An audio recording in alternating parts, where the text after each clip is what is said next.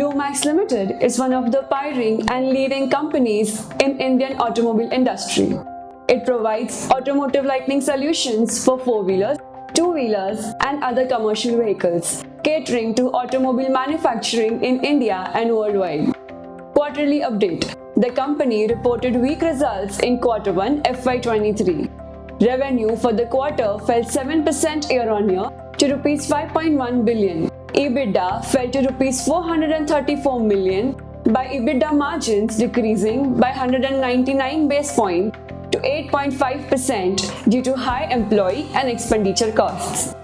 In addition, management expects healthy monsoon season to aid healthy rural demand. Furthermore, the trend towards more advanced technology, higher quality products and government policies.